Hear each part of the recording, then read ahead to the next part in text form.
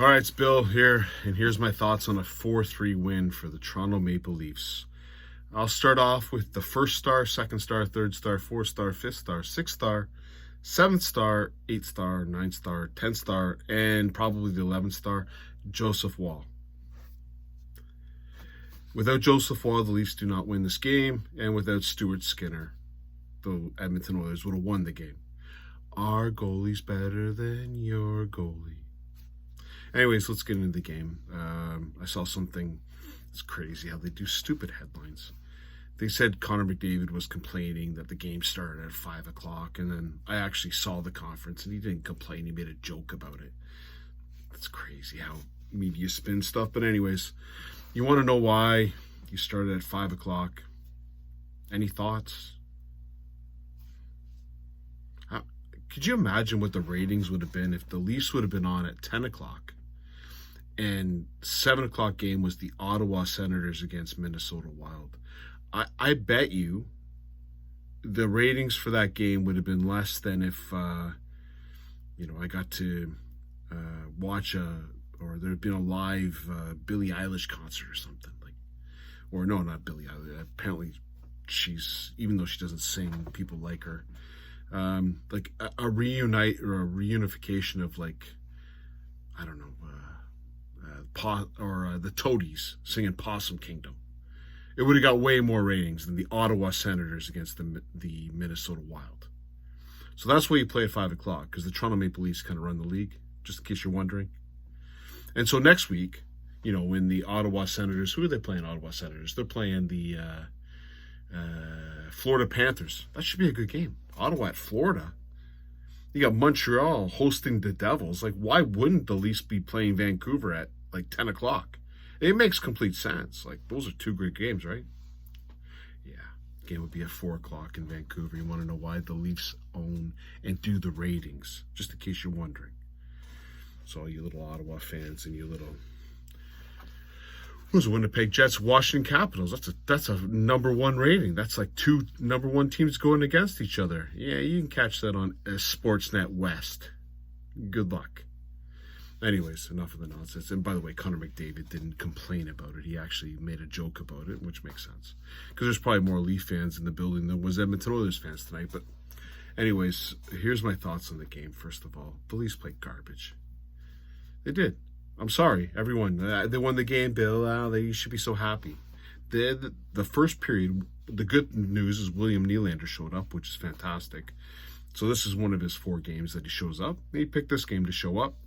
We got Johnny Tay back. We got Matthew Knies back. I was happy to see Matthew Knies. We'll get into Johnny Tay a little bit later.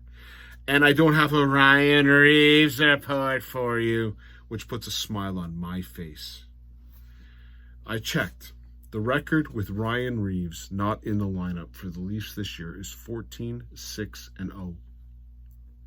The record when Ryan Reaves is in the lineup is 17-13-2.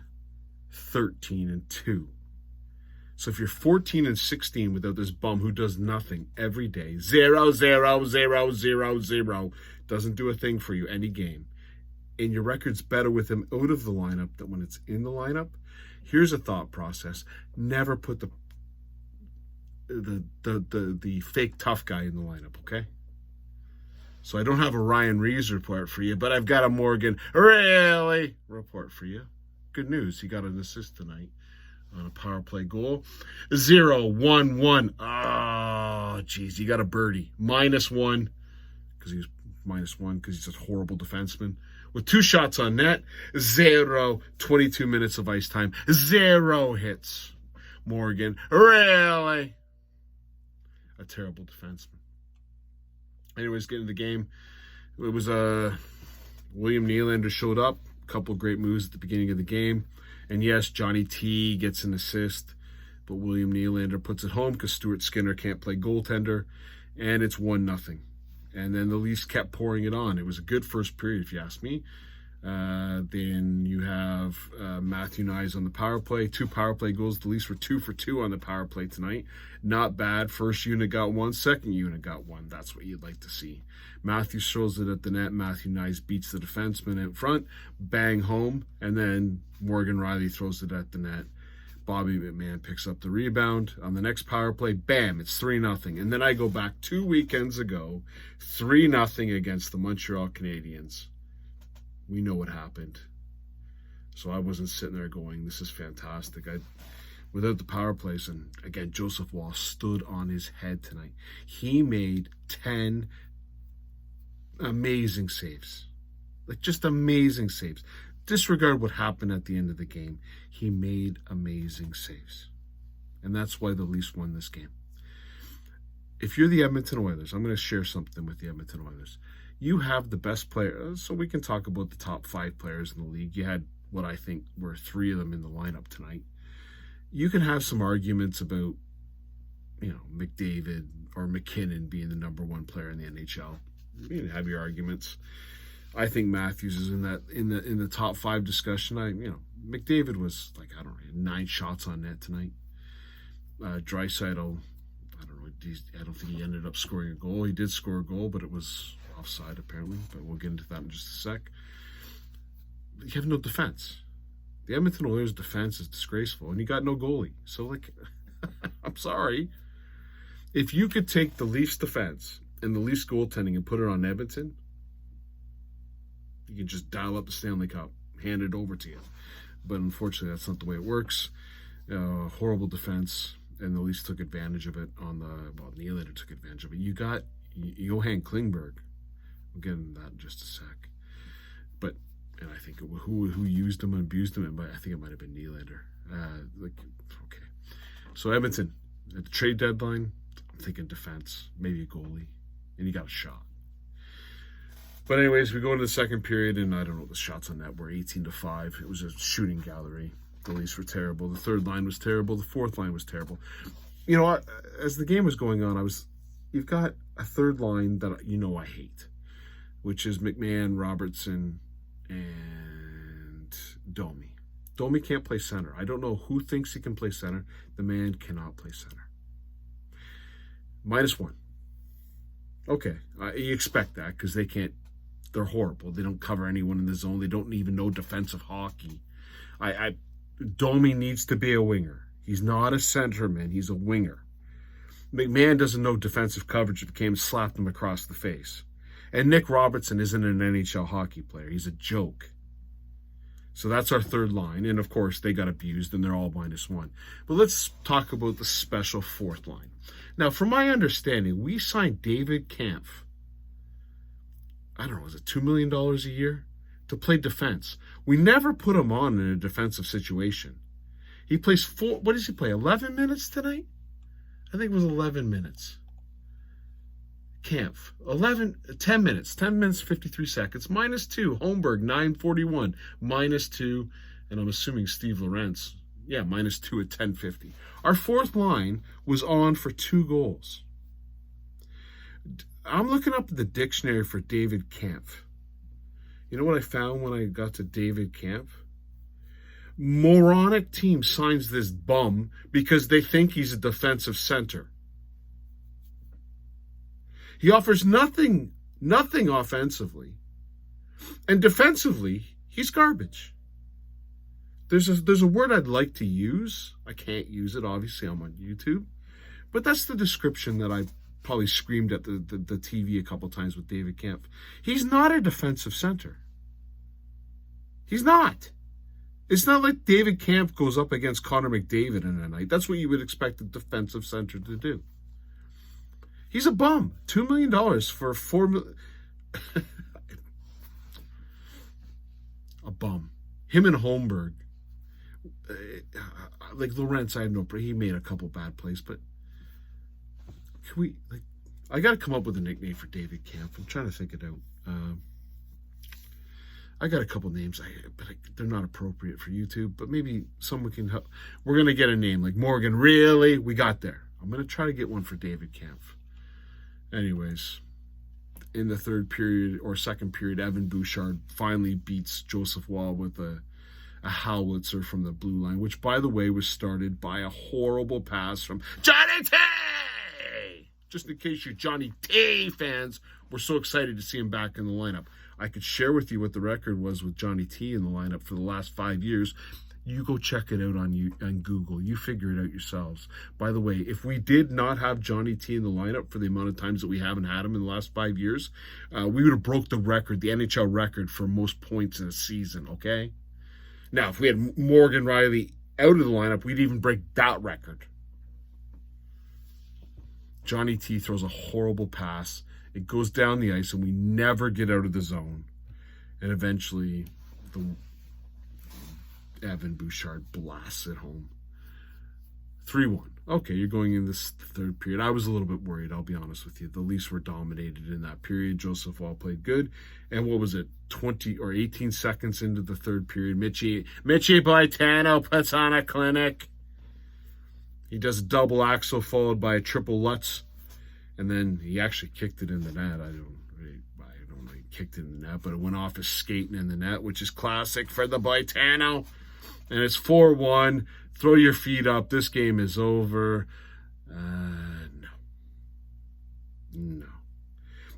This is what drives me crazy about Chief Craig Strongbow. You need to break up Matthews and Blaitano. Because when that line was on the ice, we were all right. When the other three lines were on the ice, we weren't all right. It went bad. So take the two, split them up so you have two lines instead of one.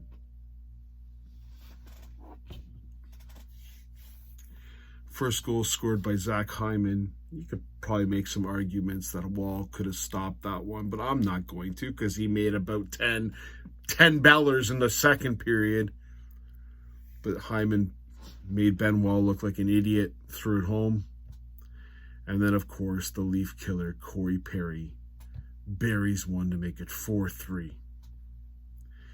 They then go into an empty net situation. And who do my eyes see on the ice? Johnny T!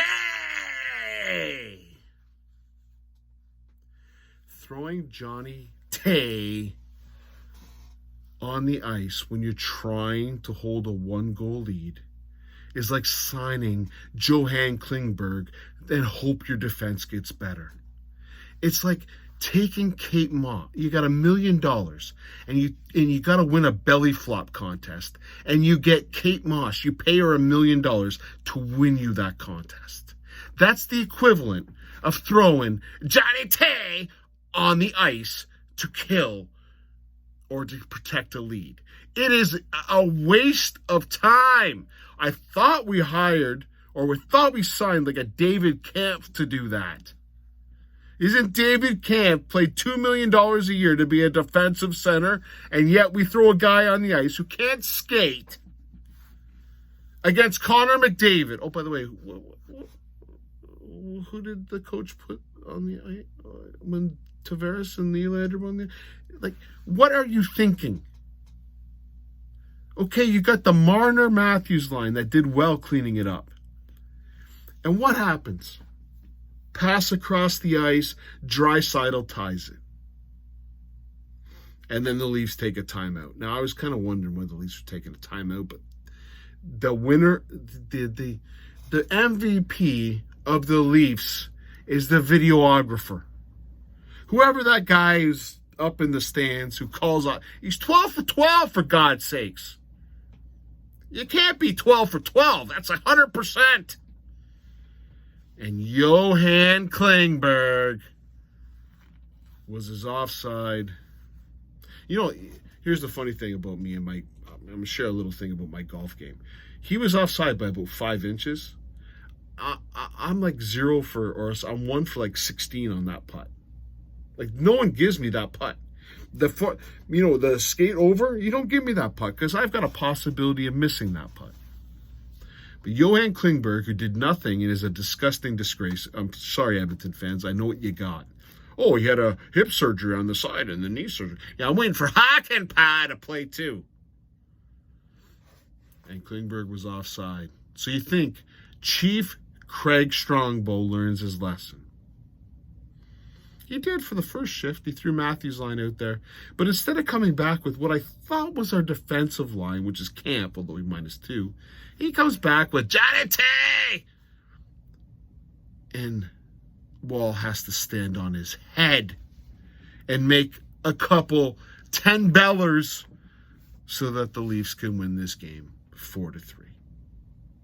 I ask you, Leaf fans, are you excited about that victory?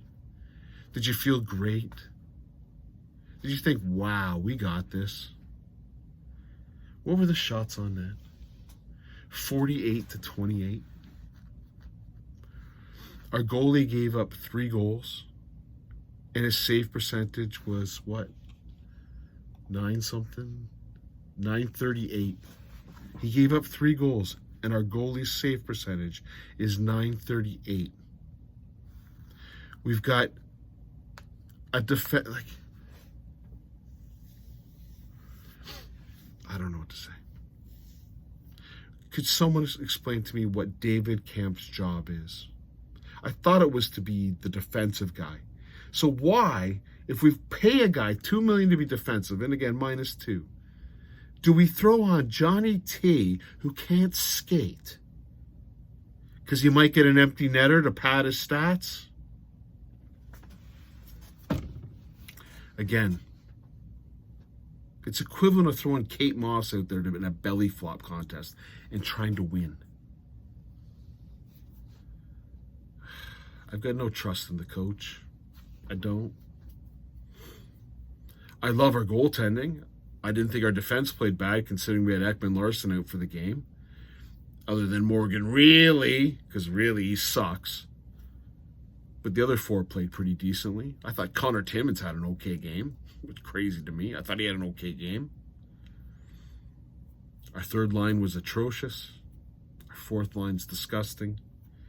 And you have to break up Matthews and Marner. They have to be on 2 separate lines, so you at least have 2 lines that might score. And it was nice to see Nylander show up for 1 game. The Leafs continue their road trip. Who did they play? I think they play Calgary or Seattle next. I forget which team they play next. The Leafs will be playing the Calgary Flames on Tuesday. Then they get Seattle on Thursday. And Saturday, surprisingly, a 7 p.m. start in the Eastern time zone for the Toronto Maple Leafs. That's really surprising. I wonder why. Maybe, what's the ratings? I bet you, no, I'm not going to say it because I'll get myself into trouble. But there's another Toronto team, and I guarantee they get better ratings than the Ottawa Senators. And that's embarrassing. Cheers.